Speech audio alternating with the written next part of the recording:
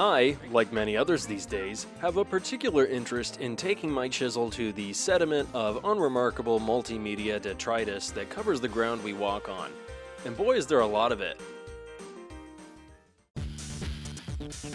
And while of course I keep tabs on all of the beautiful and horrifying art produced in this day and age, I can't help but fall victim to the distant siren call of something not only older, but never really loved, just sort of tolerated until it's forgotten. There's plenty of bad media with overt messaging out there, but there's also an abundance of otherwise benignly mediocre works of art that, in addition to their conspicuous agenda, seem to believe they're worth a laugh and a smile too. And while I'm certainly not handing out any awards, these works can still contribute to a larger appreciation of the whole ecosystem.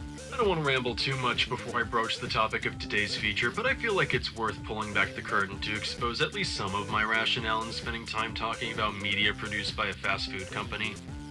As kids, we generally don't exercise too much discernment in the media we consume or are otherwise subjected to. It's the novelty of media that engages a child long before quality has a chance to throw its hat in the ring.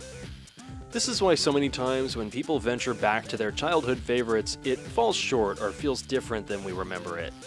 I suspect some of the more financially motivated people involved with producing this sort of media are aware of the lower threshold required for engaging a child's interests and perhaps view the products they manufacture as disposable to some extent, the way products as a category generally are. I, however, am someone who holds on to such ephemera long past its expiration date. Perhaps it's out of spite for the foolish manufacturers who believe that their footprints of yesteryear will just blow away in the winds of time. Perhaps it's my own hoarder's neurosis. I'd like to think it's in the name of preserving something that was a part, no matter how small or insignificant, of someone's childhood. Anyway. Naturally, before contending with a topic as convoluted as this one, we need some context. In the late 80s and through the 90s, McDonald's made a concerted effort to expand from fast food family dining to an all-encompassing entertainment lifestyle brand intended to meet your every need as the consumer. There's this thing large corporations do when they start plotting to take over the world. They churn out visual media and character franchises, because nothing indoctrinates children and impressionable adults quite like a good story and some semiotic brainwashing. Obviously, this still happens today. I mean, Chick-fil-A has a subtle Christian values animated series it's pushing onto kids as part of its burgeoning streaming initiative. Sure, it's pretty harmless and not overtly proselytizing, but Chick-fil-A understands that there's nothing more valuable than story time when it comes to controlling the narrative and raising customers on your brand. Otherwise, they just put on VeggieTales and call it a day. What?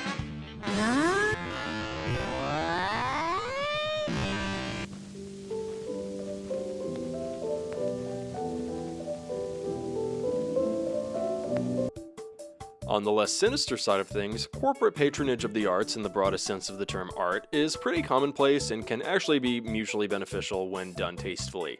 A lot of artists, developers, and filmmakers get their starts in advertising or otherwise sponsored media, and it's frequently the case that a genuinely talented and passionate person is in a position where they're best shot at furthering their creative careers through some awful corporate venture.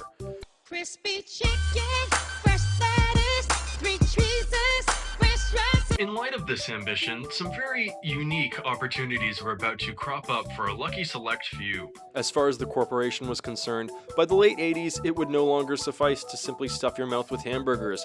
Now you must stuff your youngest child into McDonald's clothing to sit down on the couch and watch a McDonald's-produced film on home video while eating McDonald's, and who knows, maybe in a few years your little one will grow up and ask for his very first video game, and McDonald's will have that too. After a long day at the mall picking out your favorite McKids outfits for the little ones, it's time to sit back and grab your home video copy of Mac and Me, the 1988 E.T. ripoff nearly 100-minute feature film chock full of McDonald's and Coca-Cola product placement. Boasting an almost $14 million budget, which adjusted for inflation is about $40 million in 2026, this masterpiece took home a whopping $6.4 million, about $17 million in today's money. In all fairness, this movie was spearheaded by somebody outside of McDonald's executive circle. A producer named R.J. Lewis, who had previous experience making McDonald's commercials and awareness campaigns for Ronald McDonald House charities, took it upon himself to secure the rights to McDonald's branding so he could produce this generation's E.T., but with a character he thought had more cultural cachet. Ronald McDonald. Mind you, E.T. had only been out for like 6 years at this point too. And although Lewis had successfully acquired the licensing rights and funding for the project from McDonald's and their associates, the burger giant had one stipulation for the project: no Ronald McDonald cameos. I have to imagine that this was a request made in the name of maintaining that critical degree of balance required for keeping moviegoers from feeling like a giant corporation is breathing down their neck while they try to enjoy a film, but spoiler alert, Ronald made it into the movie. Recall that the producer had previously worked on projects related to the Ronald McDonald House. This guy had a heart. Although the execution of his intentions to celebrate the disability community may have been a little awkward, I genuinely get the impression that this is somebody who wanted to bolster the incredible work that Ronald McDonald House does and put out a fun picture that everyone could enjoy to do so. As such, production casted a wheelchair-bound boy with spina bifida as the main character. Unfortunately, this choice did not garner the solidarity or interest that production had hoped for. Director Stuart Raffle notes in a 2016 interview, But when they finished, it was as if the fact that they used a real encumbered person to play the person didn't mean anything to even the people who lived in the world. You'd think that if you made a movie about a kid with spina bifida and you really used a real kid with spina bifida, it would be something unique for the millions of people in the country who have spina bifida, or their parents, or anyone whose life has been affected by it. Raffle doesn't go into any detail on the metrics by which he came to this conclusion, but the point is, this project didn't seem to meaningfully engage the disability community as production had perhaps anticipated to. Although I don't know exactly what they were expecting. Did they want like an Advocate of the Year award just for casting a disabled person? I don't mean to suggest that this entire thing was some virtue signaling PR stunt, but the whole "can't you see we're trying to do a good thing here" attitude while essentially making hamburger and soft drink propaganda was a little tasteless. For better or for worse, this creative choice would in part help save the film from complete obscurity, although probably not to the benefit of the disability community. And so now I will summarize the film for you. Where to begin? As I mentioned, this is an E.T. ripoff. Inspired by would be a serious understatement. It was as if the intention was simply to remake E.T., but as a Coca-Cola and McDonald's commercial with 10 times the patriotism and a pinch of tokenized disability representation. So just as in E.T., we begin with some wrinkly-looking alien creatures ending up on Earth and one of them getting separated from the group. Nearby, a family consisting of a single mother, an older brother Michael, and younger brother Eric make their way to their new home in California, which incidentally is right on the edge of a cliff. Genius choice for a family with a wheelchair user and super subtle foreshadowing.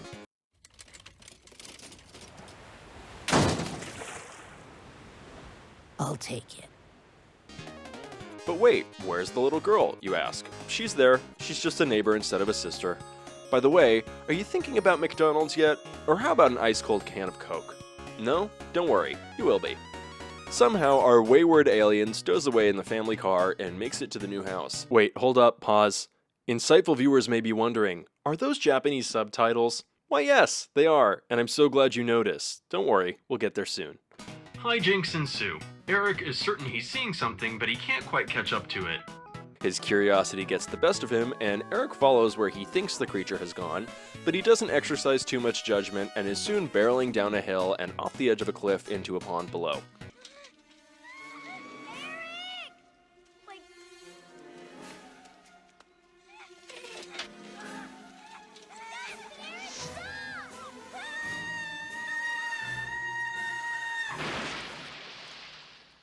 Right before Eric succumbs to his watery grave, the little alien rescues him and disappears once more, establishing his nature as a strange but friendly entity. I think that could have been achieved in a less dramatic way, but then we would have missed out on the several occasions where Paul Rudd would come onto the Conan show to promote one of his films, only to be proto-rickrolled with a clip of our spina bifida starlet rolling off a cliff into a lake. As long as it doesn't give anything away, I think there's a lot of interest. Let's show this clip from the final episode of Friends.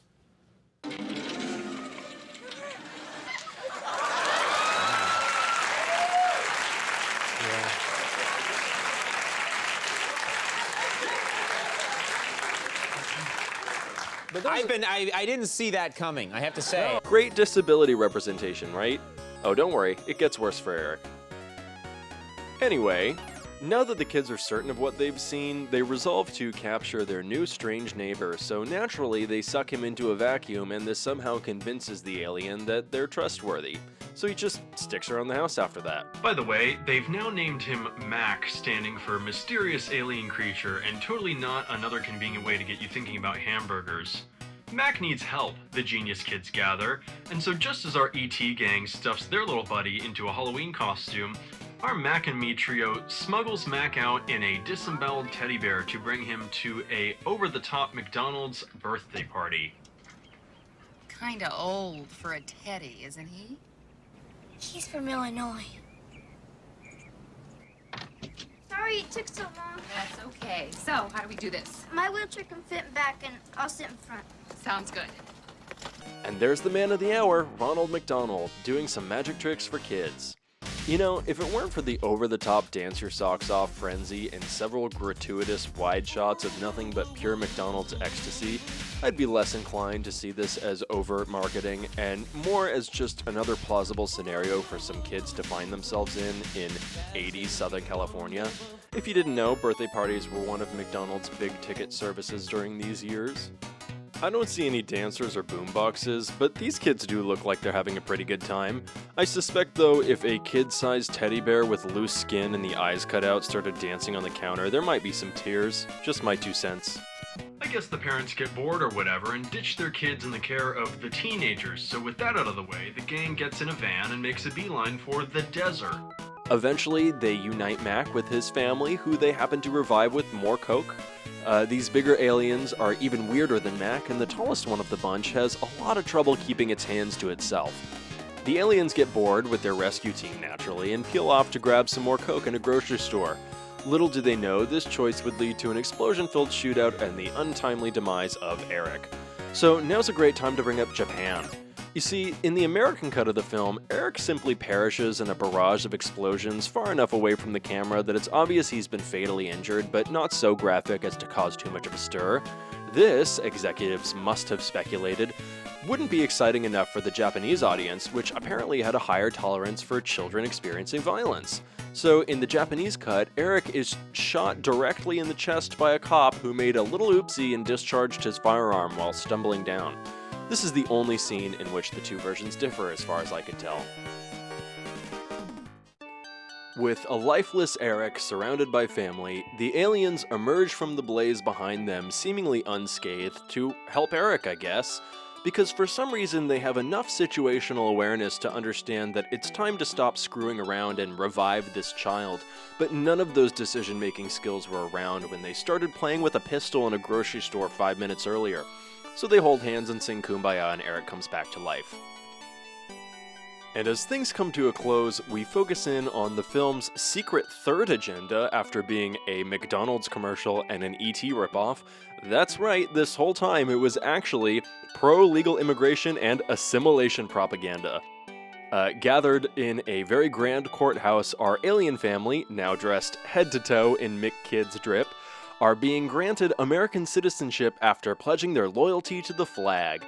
Finally, our new proud Americans and Eric drive away in a pink Cadillac and were met with what appears to be the setup for a sequel, which obviously did not happen. McDonald's literally could not get away from this dumpster fire any quicker. Even before production had wrapped, they were already cozying up with Disney and were eager to lean into that synergy instead of trying anything like this ever again. By and large, the film was met with scathing reviews. Critics consistently took issue with its nature as a ripoff and the forced product placement. Frankly, I don't think the people involved in creating this picture liked it very much either. Like I mentioned, the director did a few interviews where this film was brought up, and he seems irritated with it. Raffle comments in a 2018 interview, so this guy, RJ Lewis, the producer, wanted to do something to flatter himself to McDonald's and have all the proceeds go to their charity fund. Sort of get the impression that Raffle was skeptical of Lewis's motivations, and for what it's worth, I wasn't able to find any confirmation that any of the proceeds from this film ended up in the care of Ronald McDonald House Charities.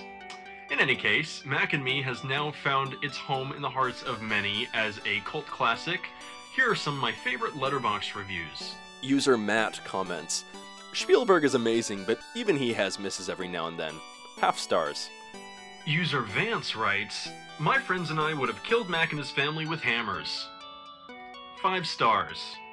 User Chris writes, "Still waiting on that sequel, guys."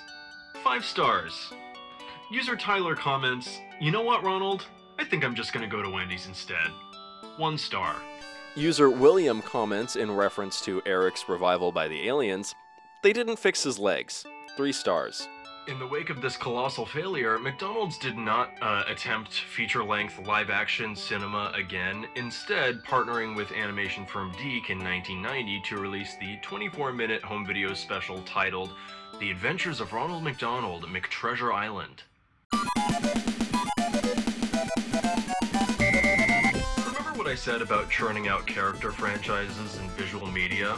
Well, if you aren't already familiar, allow me to introduce you to the bizarre and whimsical faces of the McDonald Land IP. Beginning with none other than Ronald McDonald, this magic clown was in fact first introduced in 1963, but he and the McDonald Land concept wouldn't see their heyday until over 20 years later.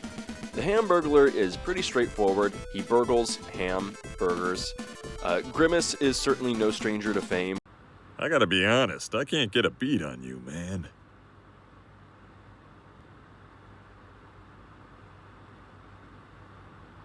But few know that he's intended to be a very large taste bud.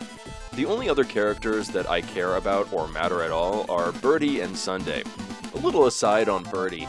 As a kid in the 2000s, these characters weren't up front and center enough for me to care about them, but I was vaguely aware of their existence, although I'm pretty sure I just assumed that all of them except for Ronald were part of the Chuck E. Cheese IP.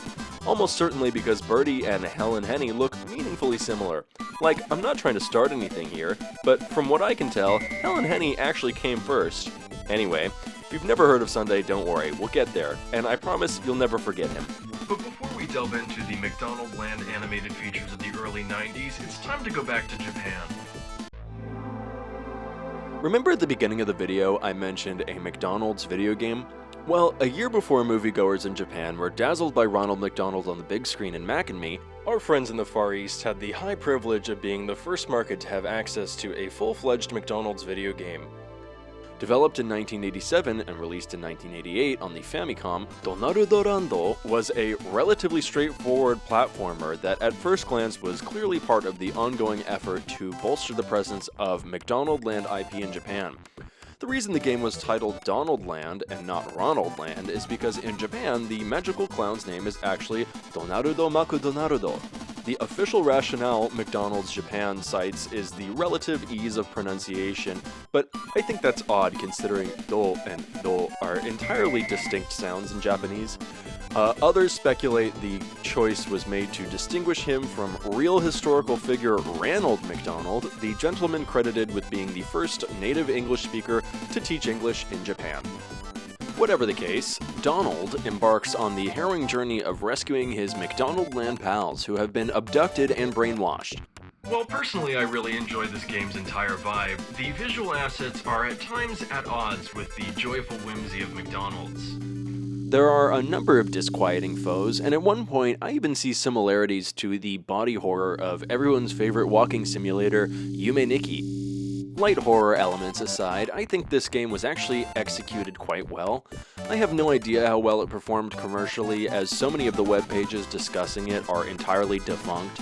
But I imagine if I was a young adult in Japan, this title may have nominally moved the needle at getting me interested in McDonald's as a character franchise, or at the very least entice me to procure a hamburger. Dare I say the tone and visual grammar of the game have some medieval fantasy elements to it. This would have been a great way to get people who were already into titles like Castlevania and Dragon Quest to bite. The game would remain a Japan exclusive, fated as so many brilliant titles are to never reach the hands of eager gamers around the globe. Back in the US, we were still a few years out from a McDonald's video game title. But The Adventures of Ronald McDonald, McTreasure Island was hot off the animation press in lieu of another attempt at big-budget cinema. While I personally got very little from this, I think this is a great opportunity to pay my respects to one Squire Friedel. Friedel was instrumental in bringing Ronald McDonald to life in media after being passed the torch from King Moody in 1985. In addition to myriads of television commercials, Friedel was actually the one to portray Ronald McDonald in Mac and Me. Naturally, he was the clear choice for voicing Ronald in this animated feature, and he does a fantastic job. When it comes to characters as zany and wacky as Ronald, you need a voice actor who truly believes in the magic, so to speak, to bring that character to life, lest he come off as creepy or out of place among his other magical friends. Oh, I wish that scary-looking clown at the end of my bed would go away. Speaking of magical friends, Birdie's voice actor in this feature is actually none other than Russi Taylor, the legend behind many of Minnie Mouse's most iconic performances. Leaving behind an incredible legacy of bringing many wonderful characters to life, we tragically lost Taylor in 2019. Rest easy, Queen. The choice to bring her on for this and other McDonald's commercial roles reinforces my suspicion that McDonald's really wanted a piece of Disney's magical pie during these years. Although they would soon find out that the interest in fantasy was waning, and if they wanted to keep up with the times, they'd better find kids where they were going, not where they had been. Gaming was all the rage, and with McDonald Land already under their belt in Japan, it was time to go for the NES Players of America. British developer Virgin Games was approached to churn out a new McDonald's IP-based title for Nintendo, and in 1992, America's first McDonald's video game, MC Kids, would be released for the NES, not to be confused with Mick Kids, the clothing line from the 80s. In true McDonald's fashion, this title was another heavily inspired project, which was essentially just a Super Mario Bros. 3 fan game with some fun newfangled features. A quick little aside here, it genuinely confuses me as to how McDonald's managed to get away with all of these ripoffs, especially considering they did legitimate promotions for things like Super Mario Bros. 3. There was a whole Happy Meal and a series of commercials. And there were promotions for E.T. too. I wonder why these IP holders continued to work with McDonald's after they ripped off all of their projects, but I digress. Although in theory still targeted at kids, the game's marketing materials and graphic design aligned it more with the spilling over of hip-hop and urban culture into kids' entertainment, a massive trend in the 90s. Cool was the operative term, and the Disney-esque fantasy of McDonald Land was shifted towards an image more relatable to the kids and teens of the 90s. One marketing flyer in particular boasts what I call older brother marketing, which is a rhetorical style that convinces children that a piece of entertainment media is intended for an older audience than it really is. If you think you're too old for MC Kids, the ad reads, have your mom buy it for your little brother. Bet Junior will never see it again. A tagline like this has the twofold effect of convincing a younger kid that this is a cool game popular with big kids, and an older child that this is secretly for them even though it looks like it's for little kids. With words like cool, radical, and wild, it was painfully obvious that this title was desperate to be popular with teens and preteens. It was ultimately met with mixed reviews. While certainly a playable title, it seems like McDonald's just wasn't cool enough for people to get excited about it the same way other very similar Virgin Games projects garnered praise. It did, however, spawn a pretty notorious Mario hack, so I suppose there's some cultural value there. Refusing to accept defeat, McDonald's partnered with Virgin again to produce Global Gladiators, the spiritual successor to MC Kids. At this point, Virgin had obviously grown tired of trying to make the whole McDonald's shtick work, So they kinda did whatever they wanted to, which resulted in a horribly mismatched theme for such a massive industrial corporation. having previously found success producing 1992's The Terminator for Sega Genesis. Programmer David Perry was offered generous compensation and luxurious living arrangements to relocate to Southern California and get a compelling title out. Thus was born a video game which had practically nothing to do with McDonald's, unless you view the entire thing as satire, which honestly is not outside the realm of possibility. For context, environmentalism was a cause that had gained considerable traction by the late 80s into the early 90s, and there was real pressure on companies to reassure their customers that they were on the right side of history. The Environmental Defense Fund ran a successful awareness campaign labeling the hamburger clown as Ronald McToxic. This, combined with the slumping fast food sales of the time, was a deadly combo for the McDonald's brand. Although likely a choice made out of PR pressure over any genuine concern for the environment, McDonald's phased out its polystyrene clamshell containers for its burgers by the early 90s. So perhaps out of solidarity for the cause or out of spite for their corporate patrons, The Virgin developers would release Global Gladiators in 1992 for the Sega Genesis with explicitly environmentalist messaging. The game begins with titular friends Mick and Mac sipping on soda and paging through a Global Gladiators comic, which we're to understand is a band of superheroes against pollution. Ronald materializes at their side and within moments employs his clown magic to send them into the comic and become the Global Gladiators themselves. Fighting toxic waste monsters, traversing through felled forests, and fleeing from garbage monsters in industrial cityscapes, Mick and Mac learn about recycling and their responsibility to the environment. Finally, the boys come to back at McDonald's, and Ronald kind of implies that it was all a dream. So, just to recap, you're drinking soda with your friend when a clown causes you to hallucinate a toxic waste hellscape for around an hour, and then you just have to go on like everything's totally normal. Just another regular trip to Mickey D's. when presented the game for review before release, McDonald's executives were displeased with the lack of actual McDonald's featured in the game. Having flip-flopped on this issue so many times of how much Ronald is enough Ronald, I suspect executives were becoming weary of trying to find success with the McDonald Land characters. Ironically, this title was actually pretty well received and meaningfully furthered David Perry's career as a developer. This time, it was Disney who wanted a bite of McDonald's apple pie, partnering with Virgin for game titles like Aladdin and The Jungle Book. Despite all of the very clear writing on the wall, McDonald's never really put down their media enterprise aspirations. Perhaps inspired by the relative success of Global Gladiators or frustrated with Virgin for going against their wishes, Executives turned back to Japan for help developing a final title for the Sega Genesis, 1993's McDonald's Treasureland Adventures. This was another relative hit, but was met with the same conclusions of the previous titles that McDonald's as an IP is just never going to turn heads the way other franchises do. So the moral of the story at this point sees to be that in the 90s, try as they might, McDonald's weren't Nintendo, they weren't Disney, and they certainly weren't Steven Spielberg. There just wasn't enough interest in McDonald Land characters outside of very practical early childhood entertainment like birthday parties to elevate it from the restaurant business to an entertainment and lifestyle powerhouse. McDonald's had sort of begun to realize this by the early 90s, and in an effort to remain part of the entertainment scene in any capacity, they began to sell movies and video games entirely unrelated to McDonald's IP in restaurants. Interestingly, this was actually quite a disruptor in the home video distribution market. At one point, even though they sold a very slim selection of titles for only a few months out of the year, McDonald's was the third largest home video distributor. At a time when VHS tapes were still pretty expensive, McDonald's lower price point was incredibly attractive, and this upset many in the industry. A 1995 article describes the extent to which McDonald's had poached whole customer bases from video stores that couldn't even buy copies of the movies McDonald's was distributing because of exclusivity contracts.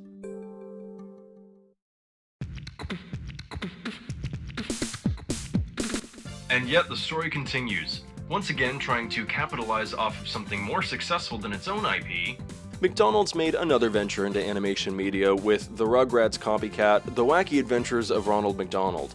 Going straight to the source, McDonald's partnered with animation studio Klasky Csupo,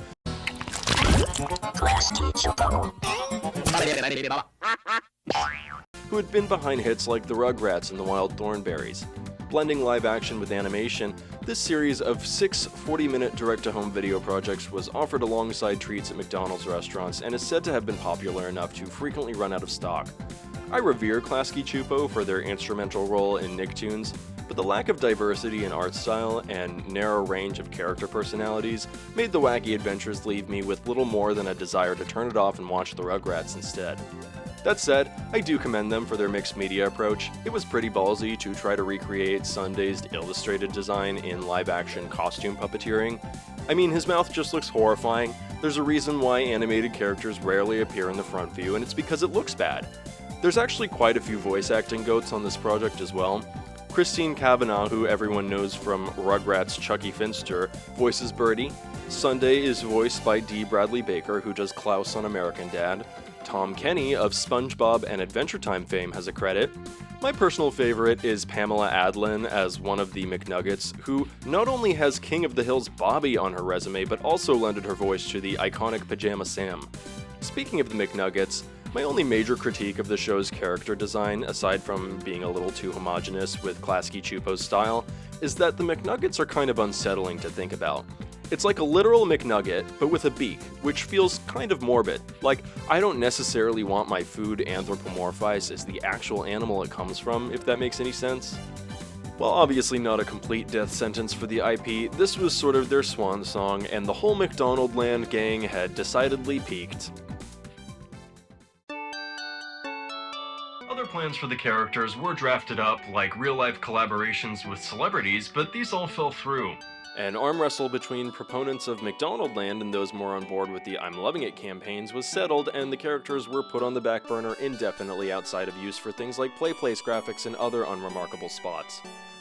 Although through the 2010s there would be a couple references made to the IP, either poking fun or reminiscing of the whole thing. One attempt was made at refreshing the Hamburglar with a hipster sensibility, and they even got New Girl's Max Greenfield to hop on the campaign, but unfortunately it did very little to boost margins. Finally, in 2025, there was a nostalgia-forward revival of the McDonald Land IP, but this was clearly millennial nostalgia bait, and had very little to do with meaningfully bringing McDonald Land back to life.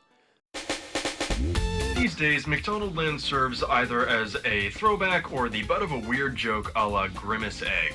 While long past their prime, I don't think the McDonald Land characters will ever truly be left to rest, even after failing to transcend simple advertising. So it seems to me that McDonald's entertainment is at its best when it knows its place. That is, McDonald's is a burger restaurant that also happens to be an excellent advertising partner for literally anything. This is still a very important role in the toys and entertainment media ecosystem, as a Happy Meal collaboration definitely adds a sense of legitimacy to whatever's being featured and is generally a valuable advertising tool.